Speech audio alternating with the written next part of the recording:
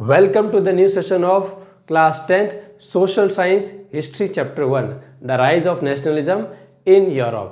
तो मैं रविंद्र कुरडिया स्वागत करता हूं आपका आर्ट्स एकेडमी यूट्यूब चैनल पर।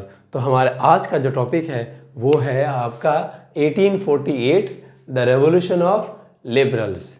तो हम अपने नए टॉपिक की तरफ आगे बढ़ चुके हैं कि 1848 के लिबरल्स, कौन से लिबरल्स? वो एजुकेटेड मिडिल क्लास लिबरल्स। उन्होंने कौन सा रेवोल्यूशन किया, किस प्रकार से सारा का सारा सिस्टम चला। तो आइए देखते हैं। तो revolution led by educated middle class मतलब क्या हुआ? बोला कि ये वाला जो रेवोल्यूशन था वो किसके द्वारा लिया गया था, चला रहा था? Educated middle class. मतलब इस बार जो रेवोल्यूशन था वो पढ़े लिखे मिडिल क्लास चला रहे थे। अब तक आपने रेवोल्यूशन किसने देखा? अब तक वो कर रहे थे जैसे कि महिलाएं, लैंडलेस पेजेंट्स, वो गरीब आदमी जिसके पास अधिकार नहीं थे। मतलब ये वो रेवोल्यूशन है जिसमें जो लोग ऑलरेडी पढ़े लिखे समाज के हैं, जो कहीं पर बैंक में, कहीं पर बैंकर है, प्रोफेसर है, टीचर है, लॉयर है, कहीं पर क्लर्क है, कहीं पर काम करते हैं, बिजनेसमैन है, मर्चेंट्स हैं, अब वो लोग भी क्या करेंगे कि रेवोल्यूशन करेंगे। ये बहुत बड़ी बात है। जनरली जो आदमी सेटल होता है, जिसका अपना रोजगार का साधन चलता रहता है, वो कभी भी ना ऐसे क्रांतिकारी गतिविधियों में शामिल नहीं होते हैं। लेकिन ये शामिल हो रहे हैं, इसका मतलब इनका कोई बहुत बड़ा एम है। मतलब इनके लिए वो रेवोल्यूशन का सोर्स, ये जो पर्पस है, वो सिर्फ और सिर्फ पर्टिकुलर कोई एक सिंगल ऑब्जेक्टिव हासिल नहीं करना है। मतलब they are looking for a broader perspective. मतलब सोचो कोई व्यापारी आदमी कब क्रांति करेगा? कोई एक ऐसा आदमी जो प्रोफेसर है, टीचर है, लॉयर है, बैंकर है, या मर्चेंट है, या क्लर्क है, जो जिसका अपनी रोजगार चल रहा है ठीक ठाक, लेकिन वो भी क्रांति करने आया है। इसका मतलब है कि हालात सामान्य नहीं है। ठीक है, तो बढ़ते हैं। तो बोला कि इन फरवरी 1848, कब? फरवरी 1848। बोला कि फरवरी 1848 में क्या हुआ कि फ्रेंच मोनार्क मतलब फ्रांस का जो राजा था वो क्या हुआ? एब्डिकेटेड, मतलब वहाँ से भाग गया। क्यों भाग गया? क्योंकि वहाँ पर हालात बुरे हो चुके हैं। मतलब वहाँ पर क्रांति का चारों तरफ में माहौल है। ऐसे में उसने देखा यहाँ से जान बचा करके भागने में फ़ायदा है। मतलब यहाँ पर ज़्यादा समय रुकने में कोई फ़ायदा नहीं है। अपने में क्या करना राज, जिंदा रहेंगे तो फिर कर लेंगे। तो वो वहाँ से भाग जाता है। ठीक है, abdicated and Republic based on. अब जो क्रांतिकारी है वो लोग क्या करेंगे? जो क्रांतिकारी क्या करेंगे? फ्रांस को गणतंत्र मतलब रिपब्लिक डिक्लेयर कर देंगे। और क्या बोला कि रिपब्लिक कैसा है? Universal mail suffrage. यूनिवर्सल मतलब सभी को, मतलब मेल, बोला कि जितने भी पुरुष हैं उन सबको क्या दे दिया? वोटिंग राइट दे दिया। सफरेज का मतलब होता है वोटिंग राइट। मतलब क्या क्या? यूनिवर्सल सब। कौन से सब? जो पुरुष हैं वो सब। और सफरेज दे दिया। सफरेज मतलब वोटिंग राइट। बोला कि रिपब्लिक मतलब गणतंत्र की स्थापना कर दी। और बोला कि गणतंत्र चलेगा कैसे? जितने भी पुरुष जो लोग हैं उन सबको वोटिंग राइट दे दिया। वो लोग सरकार बनाएंगे और अब से फ्रांस रिपब्लिक है। ठीक है, और बोला कि ये घोषणा कर दी गई। लिबरल मिडिल क्लास, बोला कौन सी? लिबरल मतलब जो उदारवादी है। और उदारवादी कौन से? मिडिल क्लास वाले। कि बोला कि इस रेवोल्यूशन को चला कौन रहा है, कहाँ पर रेवोल्यूशन हो रहा है, कौन कर रहा है, कैसे हो रहा है। तो देखो, बोला कि लिबरल मिडिल क्लासेस ऑफ। बोला कि कहाँ की लिबरल मिडिल क्लास? बोला कि आपके जर्मनी की। कहाँ की? जर्मनी की और इटली की। और ये अभी तक है ना नेशन स्टेट डिक्लेयर हुए नहीं है। ये लोग नेशन स्टेट की तैयारी कर रहे हैं। जर्मनी, इटली और पोलैंड। और last but not the least, Austro Hungarian empire. बोला कि यहाँ की जो आपके ना जो लिबरल मिडिल क्लास पॉपुलेशन है वो क्या कर रही है? आपके यहाँ पर डिमांड करिए। किस चीज़ की डिमांड करिए? डिमांड कर रही है कॉन्स्टिट्यूशनलिज्म। किसकी डिमांड कर रही है? आपके नेशनल यूनिफिकेशन। बोला कि संविधान तो मिलना चाहिए। बोला कि हमारे यहाँ पर, बोला कि यहाँ के जो लोग हैं उन्होंने क्या बोला कि संविधान बनना चाहिए। मतलब सब कुछ संविधान के अनुसार बनना चाहिए, चलना चाहिए। हर चीज़ संविधान के द्वारा गवर्न होगी, रूल्ड होगी, पहली बात। दूसरी बात क्या बोला कि संविधान बनने के साथ साथ में क्या होना चाहिए? नेशनल यूनिफिकेशन होना चाहिए। मतलब जो भी है ना, चाहे जर्मन टेरिटरीज हो, इटालियन टेरिटरीज हो, ये सबको क्या बोला कि जो टेरिटरी अभी बटी हुई है, अलग अलग टुकड़ों में, हिस्से में बटी हुई है, इन सबको जोड़ करके एक सिंगल कंट्री बना देनी चाहिए। क्योंकि वो लोग डिमांड भी करेंगे क्या? ऑल जर्मन नेशनल असेंबली की डिमांड करेंगे अभी अगले वाले पॉइंट में आ ही जाएगा। तो बोला कि नेशनल यूनिफिकेशन, उनका 2 एम है। पहला कि कॉन्स्टिट्यूशन को स्टैब्लिश करना, स्थापित करना और सब कुछ कॉन्स्टिट्यूशन के अकॉर्डिंग गवर्न होना। सेकंड चीज़ क्या बोला, नेशनल यूनिफिकेशन के प्रोसेस को स्टार्ट करना। तो ये उनका बेसिक डिमांड है। बाकी freedom of press, freedom of association वगैरह वगैरह बाकी डिमांड वो करेंगे। तो आते हैं आपके, और उनकी क्या डिमांड है, फ्रीडम ऑफ प्रेस। बोला कि प्रेस की स्वतंत्रता होना चाहिए, मतलब इसके अगर कोई ना किसी की ना आलोचना भी कर रहा है तो उसको आलोचना करने का मौका देना। और इसके साथ में क्या है, freedom of association. Freedom of association का मतलब क्या हुआ कि अपना खुद का संगठन बनाने की छूट देना, चाहे वो किसी के लिए भी ना राजनीतिक कारण के लिए हो या किसी और कारण के लिए, क्योंकि ना हर व्यक्ति का एक अभिव्यक्ति की स्वतंत्रता उसका एक बेसिक अधिकार है। और दूसरा फ्रीडम ऑफ एसोसिएशन, मतलब उसको मौका मिलना चाहिए कि वो अपना खुद का संगठन बनाए, अपने तरीके से चलाए, किसी भी प्रकार का रोक टोक नहीं होना चाहिए, क्योंकि ये क्या है, these are some of the basic principles of the natural justice और नेचुरल राइट्स। तो ये 2 चीज़ें हैं। अब आते हैं आपके, बोला कि रेवोल्यूशनरीज, कौन, रेवोल्यूशनरीज। रेवोल्यूशनरीज क्या हुआ, गैदर्ड। गैदर्ड का मतलब होता है जमा होना। गैदर्ड का मतलब क्या होता है, जमा होना। Revolutionaries gathered in the city of Frankfurt. बोला कि जितने भी क्रांतिकारी थे सब लोग कहाँ जमा हो गए, सभी लोग जर्मनी के फ्रैंकफर्ट शहर में जमा हो गए। हालांकि अभी तक जर्मन एक कंट्री बनी नहीं है, लेकिन हम आज के हिसाब से बता रहे। तो बोला जर्मनी के, प्रेजेंट डे जर्मनी के फ्रैंकफर्ट शहर में सब लोग जमा हो गए और सब ने डिसाइड किया। सबने क्या डिसाइड किया, they decided to vote for. बोला कि हम किसके लिए वोट करेंगे, हम वोट करेंगे ऑल जर्मन नेशनल असेंबली। मतलब हम ये चाहते हैं कि जितने भी ना जर्मन स्टेट्स हैं जो अलग अलग टुकड़ों में, हिस्सों में बटे हुए हैं, बिखरे हुए हैं, उन सब जगह पर क्या होना चाहिए, उन सब की एक सिंगल नेशनल असेंबली बनेगी।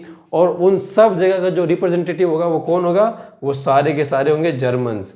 तो बोला ऐसे में जितने भी ना फॉरेन इन्वेडर्स जो बाहर से आकर के हमारे यहाँ पर शासन करने लगे, राज करने लगे, उन सबको यहाँ से बाहर निकालना है। और पूरे के पूरे जर्मन स्टेट्स में सब जगह पर एक जर्मन पर्सन का ही शासन होना चाहिए। मतलब हमारे यहाँ के करेंगे चलेगा, लेकिन कोई बाहर का आदमी आकर यहाँ शासन करे ये नहीं चलेगा। तो बोला उनका एम था ऑल जर्मन नेशनल असेंबली बनाई जाए। तो अभी जैसे हमने क्या देखा था कि revolutionaries gathered in the city of Frankfurt, और सबने क्या डिसाइड किया, किसको वोट देने का, ऑल जर्मन नेशनल असेंबली का डिसाइड किया ना। तो बोला कि ये सब लोग जब है ना ये सब करेंगे तो जमा कहाँ पर होंगे भाई, फ्रैंकफर्ट। ये तो पता चलेगा कि फ्रैंकफर्ट शहर में, लेकिन फ्रैंकफर्ट शहर में कहाँ पर। तो बोला कि फ्रैंकफर्ट शहर में इनकी जो पार्लियामेंट होगी, इनकी जो होगी पार्लियामेंट होगी, वो कहाँ कन्वीन होगी, मतलब है ना उस पार्लियामेंट का सेशन कहाँ पर होगा, संबोधन कहाँ होगा, वो होगा आपका सेंट पॉल चर्च में। कहाँ होगा, सेंट पॉल चर्च में होगा। तो बोला कि ना फ्रैंकफर्ट शहर के सेंट पॉल जो चर्च है वहाँ पर पार्लियामेंट कंडक्ट करेंगे। सारे के सारे 831 है। रिप्रेजेंटेटिव कितने हैं इनके, इनके रिप्रेजेंटेटिव है 831 रिप्रेजेंटेटिव। तो सारे के सारे 831 रिप्रेजेंटेटिव क्या होंगे, वो आपके ना सेंट पॉल के चर्च में आएंगे और वहाँ पर कुछ डिस्कशन होगा, सारा का सारा काम वहीं पर होगा। दे ड्राफ्टेड, दे का मतलब किसके लिए है, लिबरल्स के लिए है। They drafted a constitution for a German nation. बोला उन्होंने क्या किया, वो जो फ्रैंकफर्ट पार्लियामेंट में क्या बोला कि हमने मतलब ये रिवोल्यूशनरीज है, उन्होंने क्या किया, कॉन्स्टिट्यूशन को ड्राफ्ट किया, बनाया। किसके लिए बनाया, जर्मन नेशन के लिए बनाया। बोला कि जर्मन नेशन को अब एक संविधान की जरूरत है ताकि आपके ना किसी प्रकार की बाधा नहीं आए। They drafted a constitution for German nation to be headed by. Headed by का मतलब क्या कि राष्ट्र का मुखिया, देश का मुखिया। हेडेड बाय या मोनार्की, बोला देश का मुखिया कौन होगा, राजा होगा, लेकिन सब्जेक्ट टू क्या होगा, सब्जेक्ट टू पार्लियामेंट। मतलब संसद जो कहेगी वो मानना पड़ेगा, लेकिन देश का मुखिया क्या होगा, आपका जो होगा वो होगा राजा। मतलब राजा देश का मुखिया है, लेकिन वो संसद के अनुसार चलेगा। मतलब उसके पास राजा की जैसी कोई शक्तियां नहीं है, वो सिर्फ एक नाममात्र राजा है। शक्तियां सारी किसके पास में है, पार्लियामेंट। लिखा ना कि सब्जेक्ट टू पार्लियामेंट, मतलब पार्लियामेंट के द्वारा लिए हुए फैसले मान्य होंगे। अब आते हैं आपके अगले पॉइंट की तरफ। फ्रेडरिक विल्हेम, कौन, फ्रेडरिक विल्हेम, ये कौन है, ये प्रशिया का राजा है। फ्रेडरिक विल्हेम फोर्थ, ये जो प्रशिया का जो राजा है इसने क्या किया, इसको ये जो प्रपोजल मिला उस प्रपोजल को इसने कर दिया रिजेक्ट। बोला कि ना मुझे आपके यहाँ पर इसे ना जर्मन नेशन का राजा नहीं बनना। बोला ऐसा राजा जिसके पास में कोई शक्तियाँ नहीं है वो किस काम का। तो बोला कि मुझे नहीं बनना है, तो उसने मना कर दिया। अब आते हैं आपके, बोला कि ये जो पार्लियामेंट है, कौन सी पार्लियामेंट है, फ्रैंकफर्ट पार्लियामेंट है। पार्लियामेंट वॉज डोमिनेटेड, मतलब किन का दबदबा था, मतलब किन की संख्या ज़्यादा थी, was dominated by middle class. बोला कि मिडिल क्लास के द्वारा सबसे ज़्यादा मेंबर इन्हीं के थे। हु रेसिस्टेड, मतलब जो विरोध करता है, किसका विरोध करता है, who resisted the demands of the workers. बोला कि वर्कर्स जो बेचारे गरीब लोग हैं उनकी तो ये बात ही नहीं सुन रहे, ये सिर्फ अपने में मगन हो रखे हैं। वर्कर्स एंड आर्टिजन, बोला कि जो गरीब जो गरीब जो आपके ना मजदूर है और जो आर्टिजन है जो आपके मजदूरी करता है, जो कला का काम करता है, बोला इनकी कोई भी डिमांड ये मान नहीं रहे। और इससे क्या हुआ कि ये जो लोग पहले इनका समर्थन करते थे अब वो इनका समर्थन नहीं करेंगे। तो बोला कि कंसिक्वेंटली लॉस्ट देयर सपोर्ट। और बोला कि जब आपने हमारी बात नहीं मानी तो अब से हम आपका कभी साथ नहीं देंगे और इसका नतीजा भी भुगतना पड़ेगा, क्योंकि इनके अंदर आ चुका था घमंड। बोला कि हम ही सर्वशक्तिशाली है, हम ही सर्वशक्तिमान है। बोला कि हम पार्लियामेंट में बैठे, हम संविधान बना रहे, सब कुछ हम डिसाइड कर रहे हैं, तो ऐसे में इन गरीब लोगों की बात हम क्यों सुने। इतना ध्यान रखो, सबकी जो जड़ें होती हैं वो बेस ही होता है। अगर आप अपने बेस पर ट्रस्ट नहीं करोगे, अगर आप अपने बेस की बात नहीं मानोगे, तो चाहे इमारत कितनी बड़ी क्यों ना हो, अगर उसकी नींव के पत्थर हिलने लग जाएंगे ना तो इमारत कभी भी गिर सकती है। और आपने अपने नींव के पत्थर को ही बाहर निकाल दिया। ये गरीब जिन्होंने आपका इतना सपोर्ट किया, आपने उनका साथ नहीं दिया, मत दो, कोई ज़रूरत नहीं है। फिर क्या होगा कि जब आपको इनकी ज़रूरत पड़ेगी ना तब आपको समझ में आएगा। अब आते हैं अपने और देखो ये जो इन्होंने किया है ना इन लोगों ने, अब ये नतीजा भी भुगतेंगे। कैसे कि क्या होगा, जब ये प्रशिया का राजा और वो लोग मिल करके ना जब वापस आएंगे, अपनी सेना लेकर के आएंगे और बोलेंगे अभी इनको सबक सिखाना है, तब जब इनको है ना वर्कर्स की ज़रूरत रहेगी जो इनका मुकाबला कर सके, सामना कर सके, तब इनको ये वापस नहीं मिलने वाले। क्यों, इनका तो ये विश्वास खो चुके हैं। अब ये क्यों आएंगे, इनको पता है ये अपने फ़ायदे के लिए हमारा यूज़ करते हैं। तो ऐसे लोग जो हमारा फ़ायदे के लिए यूज़ करते हैं उनका साथ कभी नहीं देना चाहिए, ये इन्होंने ठान लिया था।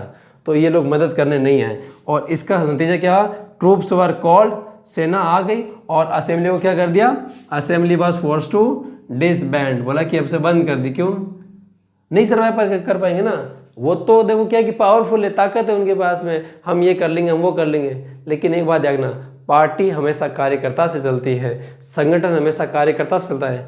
इस बात से नहीं चलता कि ना उसका नेता कौन है, मुखिया कौन है, 4-5 लोग कौन है। वो लोग आपको मोटिवेट कर सकते हैं, वो आपके लिए काम कर सकते हैं, लेकिन फाइनल और सबसे इम्पोर्टेंट काम तो है ना बेस वर्कर ही करते हैं। और आपने अपने ही वर्कर्स की बात नहीं सुनी, कैसे करेंगे आपकी मदद। अब आते हैं नेक्स्ट, बोला कि सर्फडम। अब क्या हुआ कि ना ये कंजर्वेटिव ऑर्डर, इनको बार बार एक चीज समझ में आ रही है कंजर्वेटिव ऑर्डर वालों को, क्या कि ये साइकिल बड़ा डिफिकल्ट है, क्या रेवोल्यूशन वाला, कि जब जब हम है ना इनके ऊपर अत्याचार करेंगे, हर 15-20 साल बाद में कुछ ना कुछ ऐसा होगा जो क्रांति हो जाएगी। तो ये चीज़ उनको धीरे धीरे समझ में तो आ रही है लेकिन पूरी नहीं आ रही है। जब वो 18 क्रांति हुई, फिर 1815, 1833, 1848, बोला ये साइकिल टूट क्यों नहीं रहा है, क्योंकि जहाँ पर है ना पुराना सिस्टम पूरी तरीके से ख़त्म नहीं होगा वहाँ ये साइकिल चलता रहेगा, चलता रहेगा, चलता रहेगा, चलता रहेगा। और जहाँ पर इन्होंने ना पुराना सिस्टम ख़त्म कर दिया वहाँ ये साइकिल स्लो पड़ जाएगा। लेकिन जहाँ ये सब पुराना जो कंजर्वेटिव ऑर्डर ख़त्म नहीं होगा पूरा का पूरा, ये साइकिल की स्पीड है वो हर 15-18 साल बाद में वापस आती जाएगी। तो इस बार इन्होंने क्या किया कि सर्फडम और बॉन्डेड लेबर, बोला कि ना ये जो जड़ है ना, ये लड़ाई की जड़ को ही ख़त्म कर देते। बोला कि अब से कोई सर्फडम नहीं, अब से कोई बॉन्डेड लेबर नहीं, मतलब किसी से ना बंधुआ मजदूरी होगी, ना किसी से फ्री में काम करवाया जाएगा। इसको पूरी तरीके से क्या कर दिया इन्होंने, ख़त्म कर दिया, अबॉलिश कर दिया। दोनों जगह पर, कहाँ पर, हैब्सबर्ग डोमिनियन में भी और आपके रशिया में भी। बोला कि ये चाहिए ही नहीं, इस वजह से बार बार झगड़ा हो रहा है। क्यों करना, अपने को ख़त्म करो इसको, कम से कम शांति। क्या है आपको पगार देना है, क्या है, थोड़ा सा पगार दे दो के निबड़ा होगा उनको। हैब्सबर्ग रूलर्स ग्रांटेड दी ऑटोनॉमी। हाँ, एक ऑस्ट्रो हंगेरियन ने एक अच्छा काम और किया, क्या, हैब्सबर्ग एम्पायर वालों ने क्या किया कि हंगरी के लोगों को क्या किया, आज़ाद कर दिया, मतलब ऑटोनॉमी दे दी, बोला कि तुम संभालो अपनी जगह। इससे क्या हुआ कि आपने अपने दुश्मन कम कर लिए। दुश्मन कम करना भी आपके लिए बेनिफिशियल है। कैसे कि ना, अब से क्या कि जब क्रांति होगी ना तो ये लोग है ना सोचेंगे कि यार क्रांति करने की सोचेंगे नहीं क्या, कुछ तो अधिकार मिले ना, पहले से तो बेहतर है ना। ये जब सोच आने लग जाएगी ना तो ये इनके फेवर में काम करने लग जाएगा। तो ऐसे क्या होगा कि धीरे धीरे इनको चीज़ें समझ में आने लग जाएगी। तो ये था हमारे आज की class 1848 the revolution of the liberals. ठीक है, बाकी की आपको बात मैं आपको नहीं बताऊंगा क्योंकि आपको रोज़ बताने से कोई मतलब नहीं है। मेरा कहने का मतलब ये है कि बाकी की बात आपसे क्या ही बताएं। अगर आपको अच्छी लगती है तो इम्प्लीमेंट कीजिए, पढ़िए। बस एक ही मकसद है कि हमारा पढ़ाई होनी चाहिए। ठीक है, आपसे मिलते हैं आपसे अगली क्लास में। तब तक के लिए जय हिंद, जय भारत।